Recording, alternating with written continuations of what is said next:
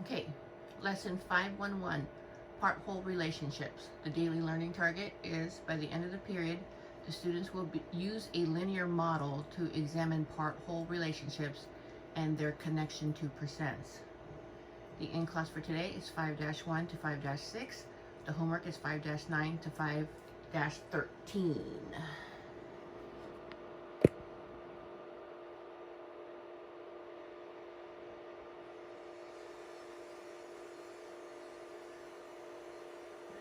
good. All right.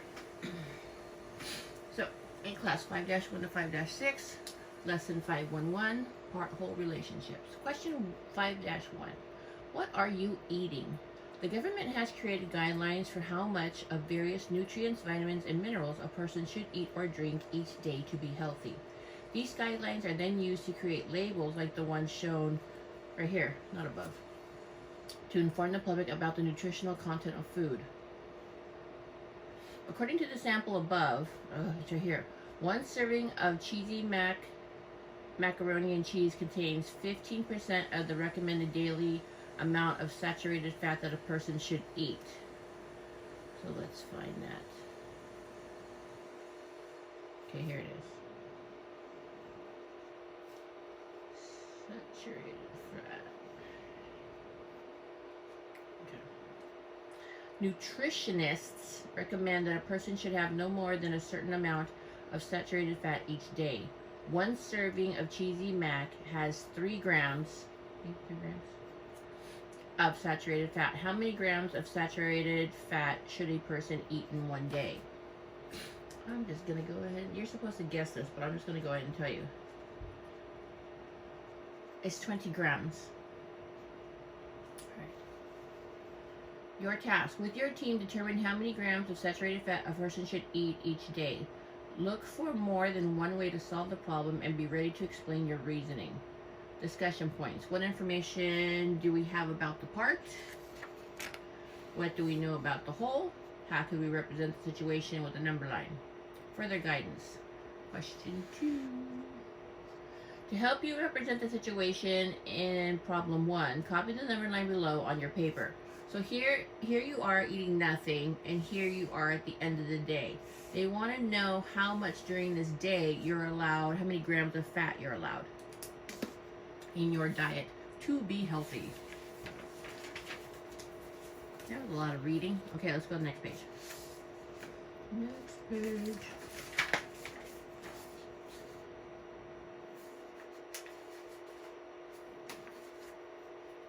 Is that one there? Okay. It says, with your team, decide how to partition the line, which means to divide it into equal parts so that 15% is shown. Why did you choose to make that number of parts? Oh, okay. So you can't just put any old line on there and call it 15%. It's got to be like equally divided. So we would do this. Divide the line segments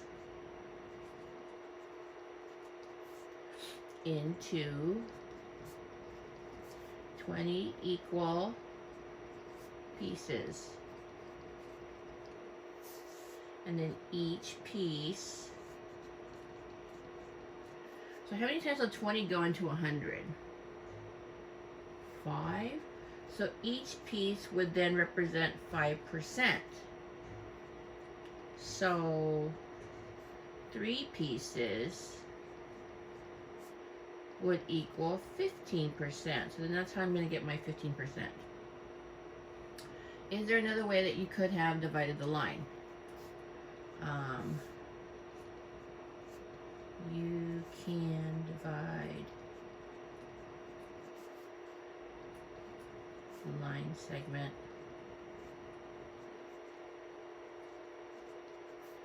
into 10 equal pieces. If you did that, you'd only need like 1 piece and a half. Okay. The amount of saturated fat in 1 serving of cheesy mac is 3 grams. Where should the 3 grams be labeled on the number line? Okay. 3 grams should go with 15%, because that's how much there is in one serving. Use your diagram to help you decide how much saturated fat is in the recommended daily serving. Alright, well, I told you this on the front. It's 20 grams. Okay, moving on to question 3. Okay. One way to write a percentage is a ratio, a comparison of parts out of 100. Oh, it's like percent. For example, the ratio 15 over 100 represents 15 parts out of 100 total parts. A. Jill represented the amount of saturated fat in the recommended daily amount with the ratio 3 over 20. What does the 3 represent? 3 is the parts in one serving. What does the 20 represent?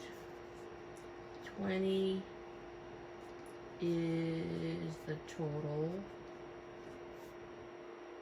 for one day.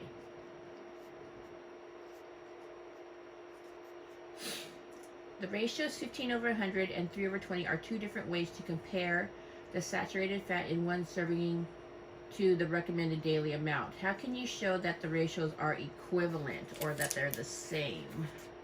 Okay, so we'll do this. 15 over 100 does equal 3 over 20 when you reduce. When it's reduced.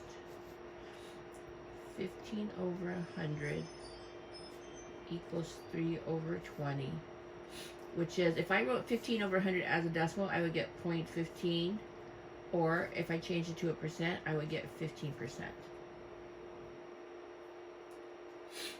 Okay. Question 4. I would like to get all of question 4 up there, so I don't have to keep moving my paper. Okay. Question 4. One granola bar contains 4 grams of dietary fiber. The label for grams is 16%. So if the number of grams goes on top and the percent goes on the bottom, 4 grams should be with the 16%. I'm going to put the 16% down here. Okay. Lois decided to draw a diagram like the one below to understand the situation. Copy the diagram on your paper and add the label for 16%. Oh, already did it. How many grams of fiber are recommended each day? Okay, we haven't figured that out yet. So this is what we're going to do. So 16 plus what value here would give me 100? What's 100 minus 16? 84%. Okay. So how many grams of fiber are recommended each day? We can't answer that until we do this. Okay, so how do you write 16% as a fraction? So 16% would be 16 out of 100.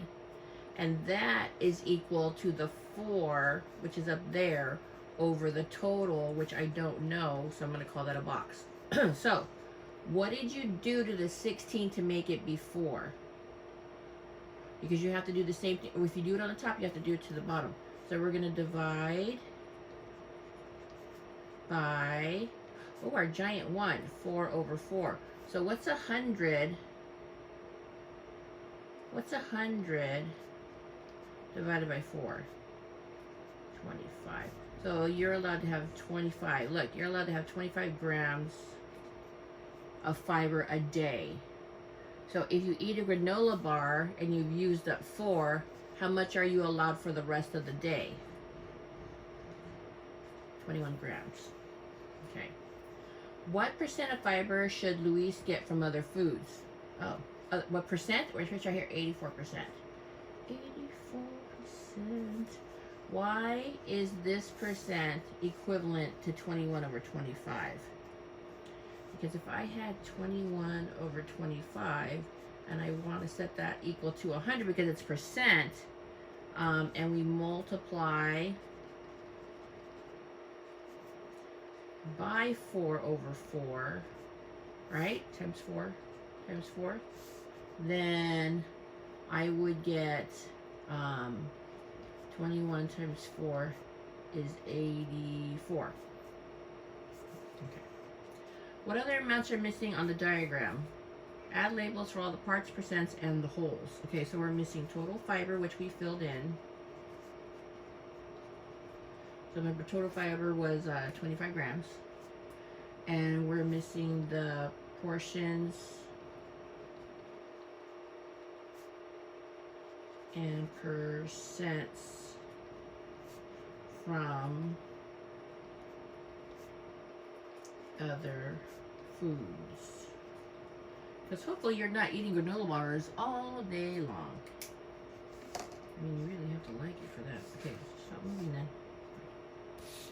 Let's go to the last page. How come every time I get towards the end it looks a little blurrier?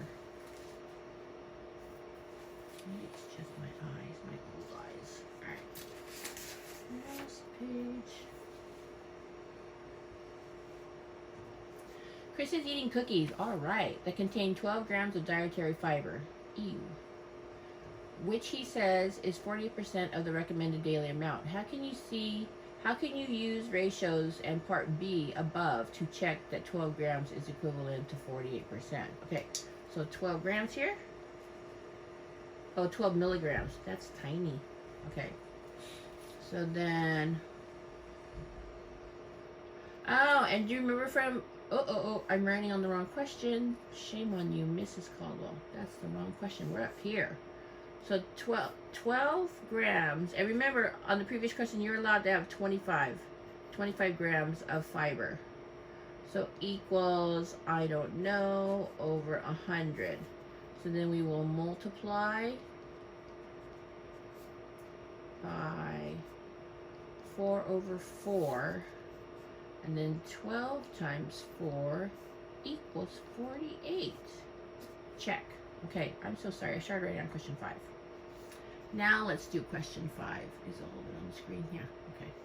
1 large carrot contains approximately 6 milligrams. Okay, so there's supposed to be a 6 here. 6 milligrams of vitamin C. The recommended daily intake, okay, for the whole day you're allowed 60, so put that over there at the end of the day. Riza wanted to find out what percentage of her daily vitamin C she gets from 1 carrot.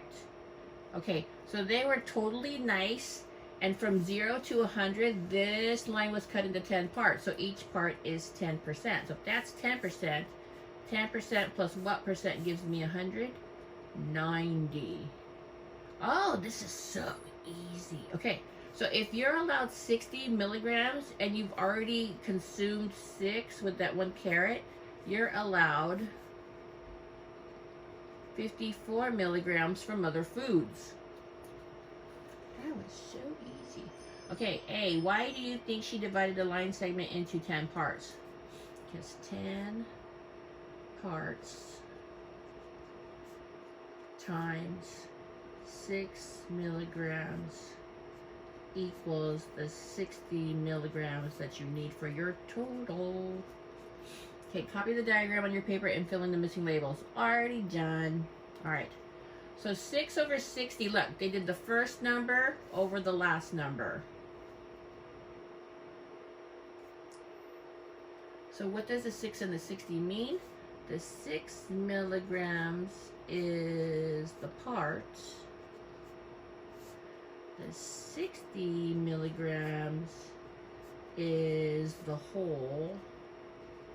Or you can say it's the total. Okay. What other ratios could you write that would be equal to this? Well, if I did the first number over the last number on the top, why don't I do the first number over the last number on the bottom? That's 10 over 100. Use a diagram to help you find and write at least 2 other ratios on the number line. Okay, so let's see. I used the first over the last. Let's use the first over the second. So 6 over 54 equals 10 over 90. And then we're going to use the second over the third. 54 over 60 equals 90 over 100. Alright. Cool. So once this is filled in, the rest of this is you just pull the answers off of here. Question 6. Risa, this is the same person. Yeah. She's mixing blue and red paint to create purple paint. She created a drawing below to show the portions of blue paint to red paint that she used. Okay. So if it's 3 parts blue and 12 parts red, how many parts total? 15 parts. What does the picture tell you about the paint mixture? 3 parts blue plus 12 parts red equals 15 parts total. What statement can you make? There are 15 parts total. If you have not stated it yet, what percent of the paint is blue? Blue. Okay. So 3 of the 15.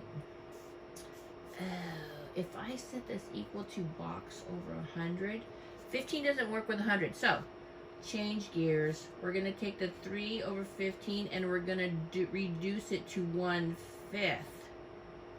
Then we'll take the 1/5 and set that equal to box over 100. Then we will multiply by 20 over 20. And 1 times 20 equals 20. And it's percent.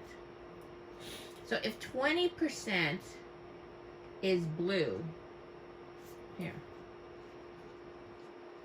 How do I get this percent here? You would do 100% minus 20% equals 80%. Or you could do this. You could say, okay, there's 12 parts red. 12 of the 15 are red. But we're going to reduce this to 4/5. This is showing up, please. Okay. 4/5. And then we're going to set this equal to box over 100. We will multiply by 20. By 20 over 20. And then 4 times 20 equals 80. So there's 2 ways to do it. Okay, oops. Stop moving. The paper is very slippery. All right. So that concludes this lesson. Your homework is to do 5-9 to 5-13. Bye-bye.